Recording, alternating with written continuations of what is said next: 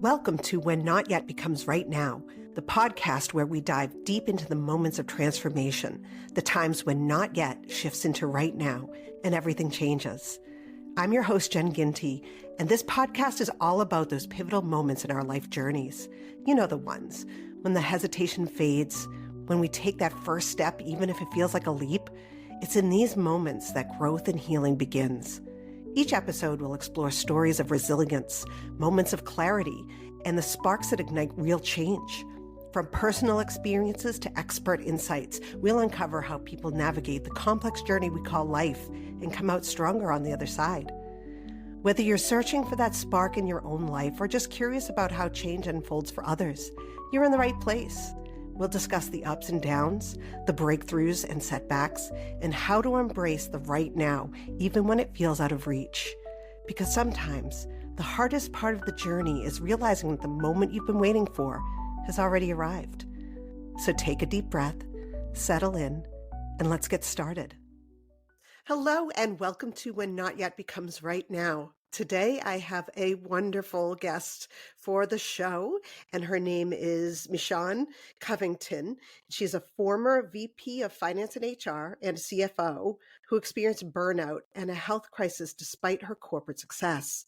Her turning point came when she chose to prioritize her well-being through therapy and nervous system healing. Now, as a financial wellness educator and mindset mentor, Michon empowers women to reclaim their lives in peace of mind with intentional money strategies rooted in self-trust. Creator of the signature course, Pay Off Your Mortgage, she guides women towards financial freedom as a pathway to wellness and personal sovereignty, helping them fund their healing without shame. Welcome. Thank you. I'm so excited to be here and connect with your community. I appreciate you having me. Oh, thank you so much for being on the show. I'm so excited for this conversation. I'm excited to share. I'm always all about sharing because I think it serves other people when we hear stories, and we hear other strengths. It reminds us what the strength we have inside of ourselves. And I think that's why we go through things. We're here to share and grow together. So yeah, that's what this pod is all about. So yeah, tell us your origin story. Okay, well, you gave a little bit of my background. So I'll just start. I've always been a type A personality. I call myself a recovering type A because I think that was part of the reason I hit such a health wall. And we'll get to that, but I've just always been just a type A, push hard, hustler. I was raised by, a high school basketball coach. And so it was grind, grind, grind. And I really, embodied that mentality. So that's kind of like my upbringing is I just was push, push, push. And then, I got an accounting degree and MBA, went right into corporate. I was managing teams on both sides of the pond for an international hosting company, actually. So that's kind of where I started. And then I moved over to a software company. And that was my home for 13 years. And we did amazing things. We had the most incredible team, and it was my absolute dream job. Like when I pictured what I wanted to do, it was that job. I was doing everything I wanted to do, and it was so fulfilling. But it started not to be. And that's kind of where the story, kind of falls off a little bit, unfortunately, is in 2015, I started to deal with pulsatile tinnitus, which meant that like when I laid down, my ears would pulse. And it was really scary because I would get yanked awake. I'd lay down, kind of start falling asleep, get yanked awake. And I did all the rounds with the doctors here. I'm in northern Utah. So I did all the rounds with the doctors here. No one could really come up with anything. They thought, maybe it's allergies, maybe it's this, maybe it's that. I'd had a couple of sinus surgeries by that point, and nothing was really closing that gap. But fortunately for me, my body seemed to calm down. Things were okay for a little bit. My career continued to grow because I had at the law enforcement software company, I started out actually as a part-time accountant, worked up to director of finance, then VP of finance. So it my obviously with those titles, your responsibilities tend to increase, right? So the buck was kind of stopping with me, and my body was starting to show it. And so about, I think it was about 2019, 2020, my pulsing came back with a vengeance. And on top of that, my body starts blowing up. Like I don't recognize who I am. I don't feel like myself. I just felt it was like almost out of body. Like, who is this person? I wasn't sleeping. I was anxiety like crazy. I had tons of like migraines just like right through here. I would go home and just hold my head.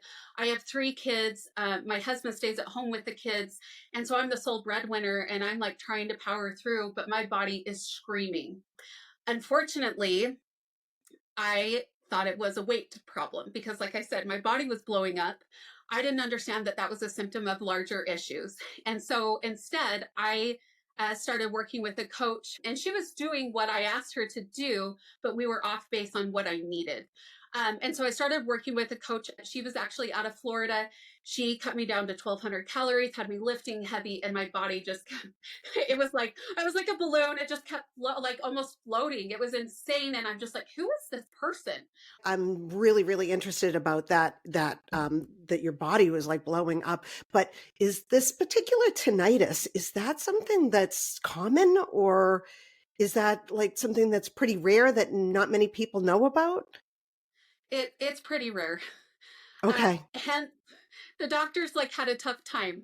They're like, well, and a lot of people would say, oh, it's the ringing in your ears. And I'm like, no, no, no, we're not ringing, we're pulsing. So it's like I hear a heartbeat in my ears. And to be Okay. honest with you, it's still going on, but we have some solutions, and I'll get to that, but we have some solutions that have been helping. Okay. But yeah, it's a really rare thing that a lot of Okay. people don't deal with. Um, Wow. I mean, that's so like, if somebody were to have these symptoms, what are exactly the symptoms that you would say brought you to the doctor to get this looked at?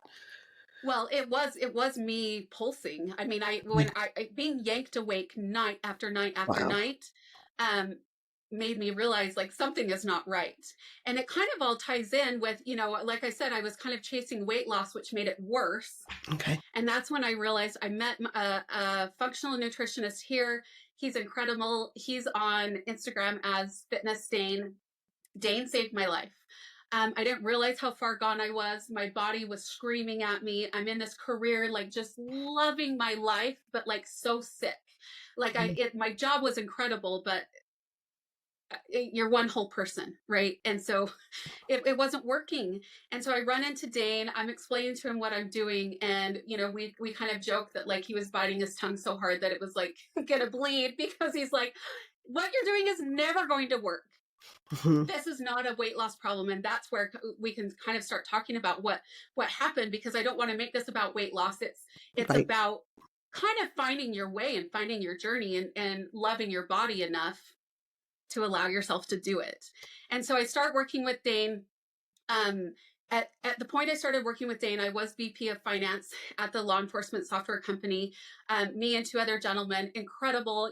I kind of joke that they're my older brothers. Love, love, love them. We were running the day-to-day operations of the company, and I loved what we were doing, but I was falling off. I was just so much pressure, so much anxiety, just really, really struggling. So I start working with Dane. Dane finds out that I am with the pulsing. I had been prescribed muscle relaxers, several Xanax. I was taking NyQuil. I was taking Benadryl, like you name it. I would take like a handful of whatever I could find in my cupboard. Don't advise that.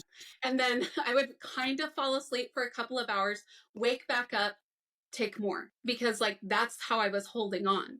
And then I had an incredible administrative assistant who she was helping. We thought she was helping me, but it was making it worse. She would sit a 44-ounce Diet Coke on my desk in the morning, and then again at lunch, because I had to have that caffeine to like even function as a human, because I was only getting a couple hours a night, sleep, and it was kind of drugged sleep, and so it wasn't, really restful. A lot of people who are in high stress obviously have sleep deprivation. Do you feel like it was the stress that from the job, or do you think it was like an amalgamation of the different things that were happening? I think I think it was an amalgamation. It was a lifestyle problem in that, like, I was push, push, push, push. And then, yes, the stress of the job just started to really weigh on me. I mean, I handled all of the finance, the operations of the company. I did kind of the legal side. I did the HR, and we were a multi-million, well, they are, I left, a multi-million dollar company. And so that was a lot of pressure. So Dane completely strips me off of all this cold turkey. And you and I had talked about, you had another gentleman on your show that had dealt with suicidal ideation and things like that. And Yes. that's where I was at that point, because like my body's going, I'm not sleeping. Where did all my meds go? Mhm. What is happening? And I would go to work. Oh, I'm going to tear up. I would go to work and tell my husband I'm not coming home. I couldn't, Yeah. because I didn't feel like myself, and I was scared, and I didn't know what was going on in my body. It was like out of body. Um, Luckily, Dane kind of held my hand through that. My husband Colin was incredible, and like propped me up, basically force fed me and made me get through it. And so I've been with Dane for 2 years, and we are still working on a lot of things, but he pushed me really hard to leave actually that company, because he said, like, the stress, everything that's happening, your body's not going to heal in that environment that's making you sick. Although it was a wonderful environment, we were doing incredible things, like I said, and that's why I emphasize, like, I was living my dream life. It was what I wanted to do, and still I miss it so much. But he said, we're never going to heal until we make some changes. We've got to step back a little bit. Yeah, it's hard when you have this idea of exactly what you want in life and you're striving for it and you've reached that and you feel like I don't know if I'm putting words in your mouth, but you've reached that perfection of Mm-hmm, where you wanted to be, and mm-hmm, it's actually tearing you apart. mm-hmm. And so one other question, what is Dane's, background? What exactly is he as a coach? So he's a functional nutritionist. He's trained out of Okay. MMU. He works closely with Vince Pitstick. A lot of people know who he is, but he um he approaches health in a different way. So we did a lot of, I mean, like, flushes and things like that, kind of from a holistic point of view. Western med has its place. I have a brother that's a doctor. I love Western medicine. It's incredible. But I also think, like, you can do both. You can have this functional side that can, because I'd been a million places and no one could tell me what was going on. And I think you kind of need both. They need to marry both to heal. So as I'm working, let's see, right before I started working with Dane, they did an angiogram, a venogram, and a lumbar puncture, and blew up balloons in my head, trying to Wow. find a constriction for the pulsing. And they couldn't find one. They decided to do this experimental surgery. They had warned me, it's experimental. We don't know if it's going to work. And I was like, put me out of my misery. At least I'll sleep while I'm under. Mm, So they put bone paste in my right ear, and it didn't work. It didn't work. And so I'm recovering from that. I'm being stripped off of these meds. And I'm, like I said, I had a lot of suicidal thoughts. I called myself like a rabid raccoon, because I would be up all night, like, going through things, because I was not sleeping at all. And I was scared to death of what my future held. And I was holding on to this job with white knuckles because I loved it. And so I would go to work and push, push, push, and I'd come home and basically die. Like, I just could not, I was not functioning as a whole human. And so finally, Dane, a year into working with him, says, like, we've got to change the environment. And I was really fortunate to have a CFO position. I came across that through an old contact in a previous life. And she was allowing me to work from home and manage a team remotely. It was fabulous. I moved into that position, and that helped a lot. It helped a lot because I could do some more of the protocols and things that Dane was asking me to do from my own home, because I didn't have to, because before I was like carting all this stuff to work to my office. Unfortunately, I had a nice big office. I was really spoiled that way. I had plenty of room for all that, but like, I'm carting all of this all over all the time trying to heal. Well, I worked in that CFO position. It was at a company called Integrated. They do front office, so payroll, taxes, bookkeeping, insurance, all of the things. I'd done business with him for years and then I got to go work with him, but they do all of those things for like the service industry, for construction, for, various services. So that those people that are running those businesses can shine in their genius. And then we can do all the kind of the nasty stuff that no one wants to do. I love it, but I mean, most people don't enjoy that. So I worked in that job for about 9 months and my heart was being called to do something different and do something more. And I knew it, I felt it, and it was kind of eating at me. And my health still wasn't like getting up over that hump. I still was pulsing. I still was having flare ups. My immune system still kind of messed up. It's always heightened. My, nervous system was dysregulated. And I had tons of inflammation still dealing with the pulsing. And I knew that I needed to do something that was more aligned with me because that job was still a lot of pressure. I'm still managing a team, meeting with clients one-on-one, all those things, which I super enjoyed, but the buck stopped with me in that job as well. And it wasn't allowing me to step back like I needed to. Uh, so I'm not sure why I thought this was a solution, but I decided to step into my own company and launch my own company. Now, of course, that's really stressful as well, but it was stressful on my terms. It was a different kind of stress. Yeah, And no, I get that. I'm a career entrepreneur and I've worked for others in the past and I think I've had the same kind of experience where it feels like, there's not enough control. Even though Mhm. you have all of this responsibility, there's not a lot of control there for your own life and lifestyle, as you said. So yeah, Yes. I get that. Yeah. So I stepped into a role as a financial mentor. I'd been helping people around me for years and years and years. That's kind of one of the soft services I would offer at the law enforcement software company is I'd have my team members come in and we'd look at, I had someone ask me, how do I pay off debt? And someone asked me, what's going on with this tax thing and what can I do here? And so I just had all these inquiries and it very naturally came to me. And as my husband and I got our master's degrees, we came out with no debt. We paid off our house at age 36 on an average income, single income with 3 kids. It's Wow. a 3,000 square foot house. We, you know, we, I, Money just came easy for me. And I was like, that means I'm supposed to share it. Like, that means I need to share how I see money, how I use money with the world, because there's so many people struggling with that. And I think money can help. Not I think, I know money helps heal, because if not, we have this like stress, but we have this stress constantly and people suffer from it because they're stressed about money. And I've connected with so many, people making, several six figures, and they're still stressed about money because a lot of us don't get that training. Yeah. And so No, I that's what I started didn't. to do.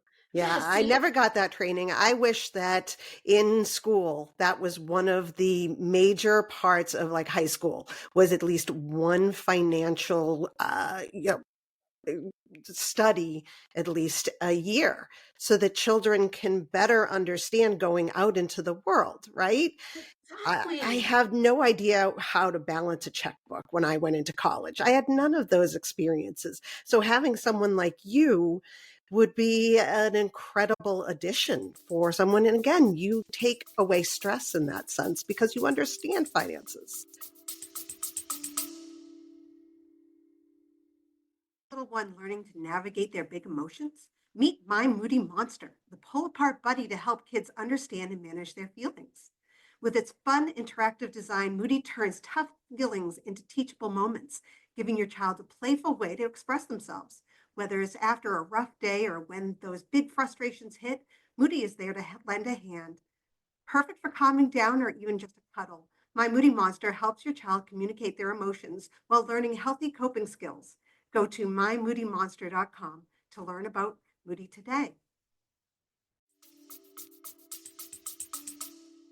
And I think we're all here to share our genius. Yeah. Whatever that is, we all grow together. And so, yeah, exactly. Like, I feel, kids come out and they're in college and they get hit with, get this credit card, get this credit card. And then, Mhm. so then they build up this credit card debt. Meanwhile, they're building student loan debt. And then they come out of school and they've done this incredible thing. They've earned this degree, whatever they've done. They've learned so much, but they've got all this weighing on their shoulders. And I thought, how can I help people with that? And so I started, I have digital courses where I teach people, pay off your mortgage, like you had mentioned, pay off your credit card. I have a signature course called Cash Cascade Method, which allows you to see 12 months of your expenses. You look at your burn rate, you look at any patterns that you have in your spending. We talk about emotional triggers and those habits and just really stepping into your power. And because I think that money is energy, and we have to use it, and use it for what we're aligned with. Every time we spend money, we're kind of voting for whatever we're spending money on. And when we do Absolutely. that, that relieves a lot of the stress, as long as we're aligned, right? And so I try to work on those things with people, is like, let's kind of work on some mindset pieces and bring down that stress, recognize some of our stress triggers. Let's also work on the actual mechanics of how do we pay off a credit card? What does that look like? How much is the interest costing us? The mortgage, how can we, get through our mortgage? Because a lot of people look at it as a life sentence, and I'm here to tell you it's not. It doesn't have to be. And so that's me trying to spread that healing message of, let's let our finances support these dream lives, because we have all these incredible people out here, like I said, living in their genius, doing these amazing things, and they still have this going on, and we've got enough stress. We don't need more. Yeah. I am famously known for being terrified of finances. Okay. I have a fear of specifically, taxes. Even though I'm very specific, I do everything I need to do, I have this incredible fear, like they're the financial authority. So, Mm-hmm. and for me, authority figures are very frightening. And this Mm-hmm. stems back to when I was young and, my own trauma. But there, like you said, there is an emotional side to Mm-hmm. money for people. Can you talk a little bit more about that? Some of the examples that you've seen of emotional, just fears that come around money. Well, yes, and I see it all the time. Like, you're definitely not alone, right? That taxes are scary for people because they don't really understand them. And then we've got the IRS out here, and it's always like this looming older brother that like could come in and audit you. What could happen? And there something that I don't appreciate is we have a lot of people right now playing on the tariffs and really fear mongering, and I'm like, hang on, people are already stressed enough. If people can live with clarity and really decide what they want their dream life to look like, we can align their spending with that. So I walk through that with people. In fact, I was on a podcast yesterday, and the gal shared that she has a client that was spending $500 a month on DoorDash. Hmm. And so when we talk about that, okay, so the emotional side of it, I said yes, I look at the 5 whys. Why Okay. is she doing that? Why? And really, why? Probably because that woman has a super stressful job. I didn't get to talk to her, so I'm talking, third hand from yesterday's podcast. But this woman has a super stressful job, and when she gets home, she needs a convenience. And maybe she takes comfort in that food. Okay, so how do we relieve that? That's how money is tied to those emotions, because how do we deal with that? How do we deal with that super stressful job? So that then we're not spending on DoorDash. That, I mean, we all love a little DoorDash, but Hmm. $500 a month adds up real quick. And so how do we deal with that? And so I like to get to kind of your root cause of what's going on and use money as a healing tool. So that's how I approach that. I've seen people, just really struggle under debt and feel so much shame and so much frustration. And something that I try to message to people, I feel like, this is a weird, I mean, it's a made up statistic, but I'll say, based on the people that I have helped, 99% of people didn't get debt because they're out spending frivolously and whatever. It's because they're fighters. It's because they're fighters, and they made it through hell, and they use that as a crutch, and now they don't need to be shamed. They need help. Like you said, like the financial education piece was missing. So they use that as a crutch. And now people are, telling them, oh my gosh, you've got so much credit card debt. You'll never get out of it. Look at all this interest. No, no, you can get out of it, and someone can help you. I can help you. And that, because that's my genius. That's where I can help, so that they can live here, and it gives room for healing or whatever it is they need to do, because they just fought like hell, and that's why they have that debt.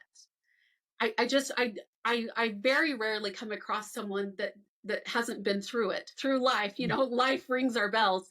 um and I don't see people really abusing the credit card that way. And so I like to approach it with no shame, no guilt. And in fact, like, let's celebrate you and celebrate what you've made it through. And let's get this paid off so you don't deal with that stress. So this isn't back here anymore, because that's one more thing that's going to block you from living your dream life. So let's get you through it so that you are then open to receiving this dream life, because you deserve it as much as the next person. And so that's kind of that's how I approach finances, is just a little bit different. I'm not here to shame, to fearmonger, none of that. I want to align people with what the dream life they want, and let's go get it. And I'll show Yeah. you how. Yeah. So, What are some of the other questions that you have for people?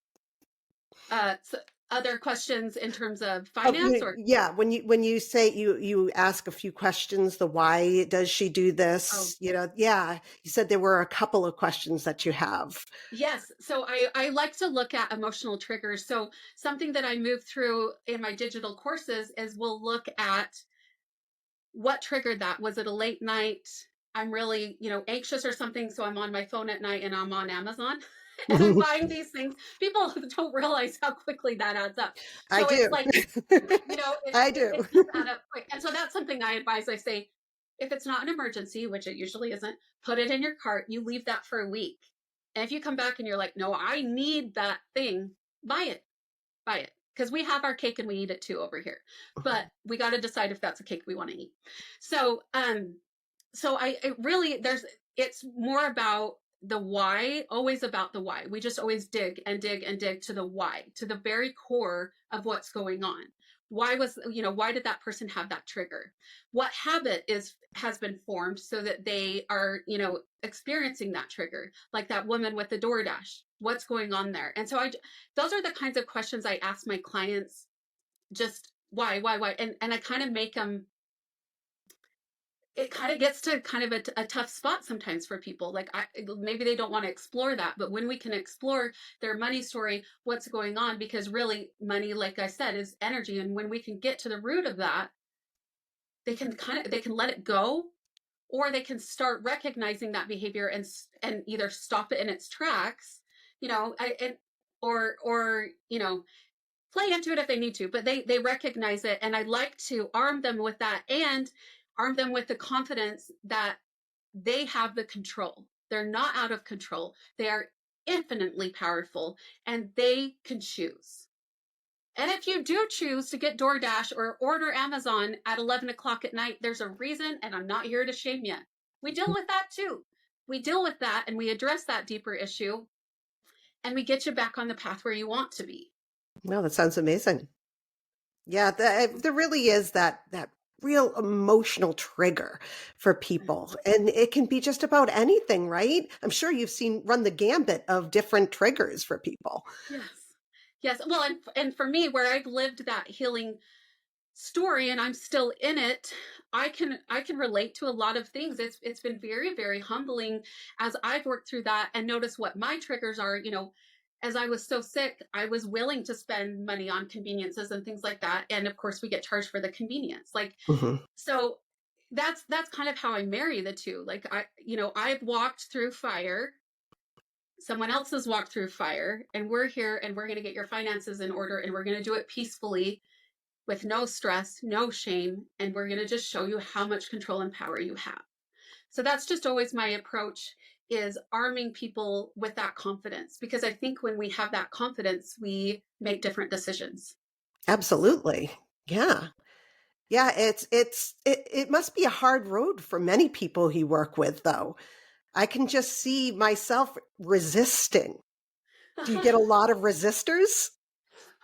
I do. And it is delicate because money is very personal, right? It's very personal. And that's why it's approached without like the pressure and the shame. It's approached with like, I am here to help you, and I can help you find that confidence and that power, and you're loved. Like you're okay. We got this. And I think if we can start from a place like that, that changes the conversation. Mm-hmm. Because then, like you said, the walls aren't as high. They're still going to be there. They're still going to be there, and we're going to work through them. But the walls aren't as high. Those walls, we start to lower those walls because there's trust. And it's like, I have your best interest at heart. I really, really, really want you to win in this. I've had incredible coaches, just like Dane coached me with my health, still is, coached me with my health, and that's his genius. And he kind of held my hand through that. That brought down my resistance. I try to replicate that type of behavior. I also work with an energy healer, and she does incredible things that way, to help me deal with some of the trauma and responses like that. And so she has helped me understand a lot of that, and I try to pass on that type of um, approach to my clients, and then through my digital courses as well. Okay. So let's say a woman comes to you and she's just so overwhelmed. She doesn't know what she's looking at when she looks at her bank account or the bills that are coming in. How do you start working with her?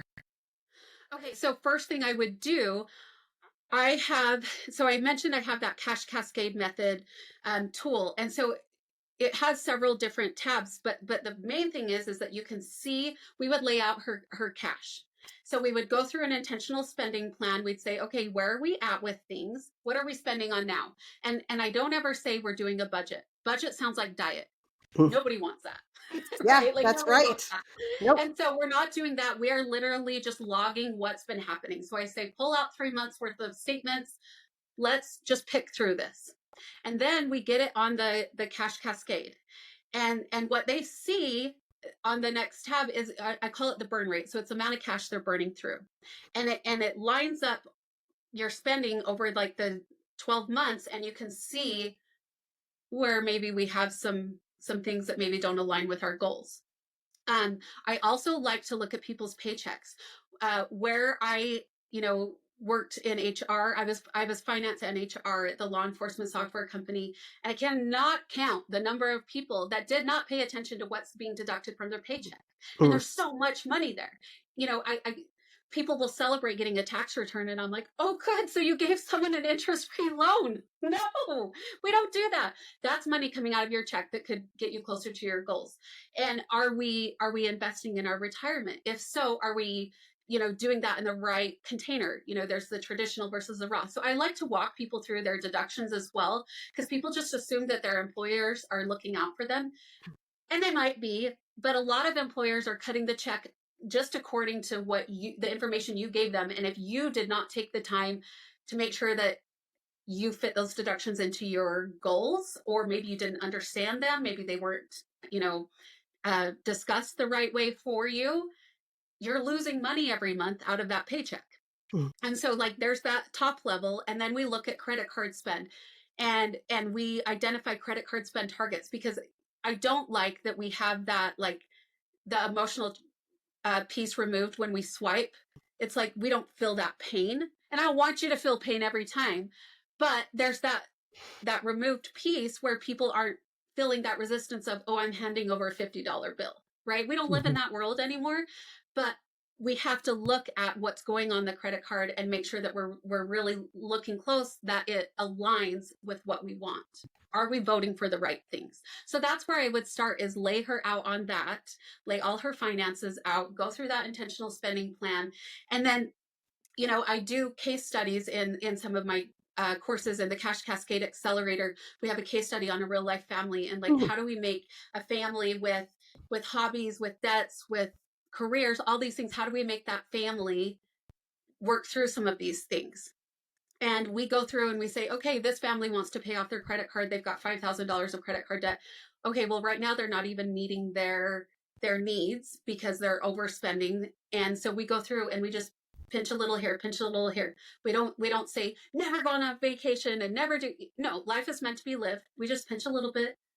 And that's what the model does, is it shows us, okay, how much more do we need to take so that we can meet our obligations? And do we need to trim a little more off and turn around and put that towards our credit card? Because then that relieves stress. And so that's what it is it's basically just shining a light on things and creating a map so that you can see where you're at. And I don't want people going on diets, because what happens when we go on diets, we go in the pantry and we eat all the Oreos because we've been starving for a week, right? And then that just undoes all the work we've done. And so we don't do that. That's why I said we have our cake and we eat it too. I want both. We're going to live this really fun, exciting, rich life and meet our financial goals. It can be done. I've helped several clients do it. I've done it myself. And I want people to know that there's that piece out there, and that finances can be that healing piece for them. It doesn't have to be a stress. Well, you are a quote wealth of information on financials. Yeah, Wow, it's incredible. Well, your outlook is incredible. It makes sense. And I think that's what a lot of people are looking for, how to make sense of money in general. How do we understand our own selves through money? Mm-hmm. It's crazy, right? It so is. you are that like beacon of hope. Well, I hope I can. I know I've helped a lot of people, and I just would really like to reach even more, because I just see so many people struggling, and I'm like, it doesn't have to be so hard. Right. Let someone help you. I feel like that's what we're all here for, right? And I can't remember if we were recording when you and I talked, and I said, I'm here to share my story because stories help each other. We're all here to grow together. And so I walked through hell. Someone else has walked through hell. We talked about the gentleman that you had on that talked about the suicidal ideation, things like that. Your episode with him helped me because I've lived that. And I have people close around me who are living it now. And so he shared that story that lifted me up. I'm sharing my story. I hope that lifts someone else up, and sharing the finance piece and how we can let that serve and get us out of situations.